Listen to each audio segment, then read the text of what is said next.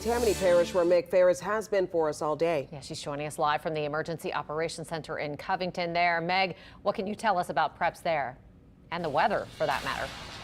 Well, yes. Well, Katie and Sharice, remember an hour ago, photographer Chris Russell and I were inside the EOC because Chris Franklin had said that there was a bad cell with lots of lightning moving through Mandeville, and boy, we felt it and heard it here. We moved inside. I just talked to the head of emergency preparedness, and he says that during that cell, there were houses struck in Mandeville by that lightning. He said the good news is no fires and no injuries from that.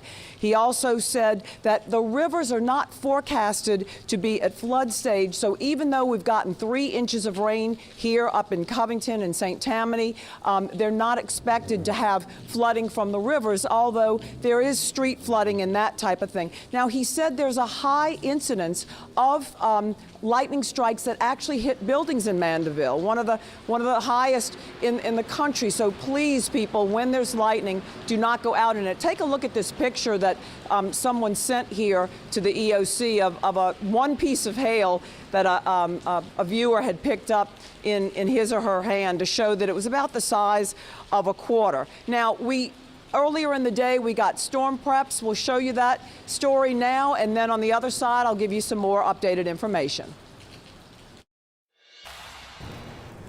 Around lunchtime Monday, traffic on Highway 190 was bumper to bumper, resembling rush hour traffic as schools and businesses closed after a half day to beat the approaching storms. When we collaborate, the St. Tammany inauguration of the president and council went on as planned, but was over by 1 o'clock, so people could get home before the rain.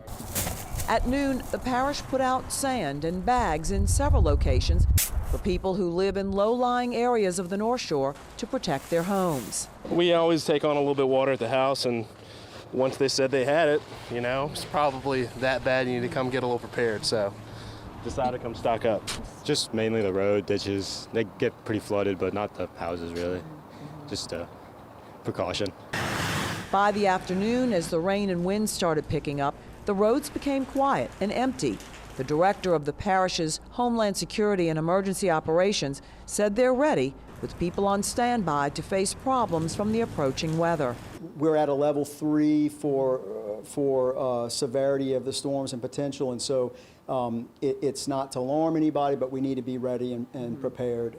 Again, like I said, if there is flash flooding that occurs, particularly in our low-lying areas, coastal areas, and also the potential for tornadoes. And so none of that can be fully predicted, just the potential is there. After being sworn in for a second term, Parish President Mike Cooper spoke with power company representatives about a plan should there be an outage from any storm damage. Rather than mobilizing and staging in particular areas, they're on alert. They have a plan to do so. We're represented by CLECO, Washington and St. Tammany Electric, and Entergy.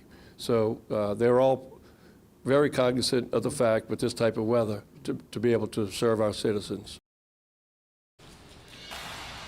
Okay, so you saw Clint Orey in our story, the head of emergency preparedness.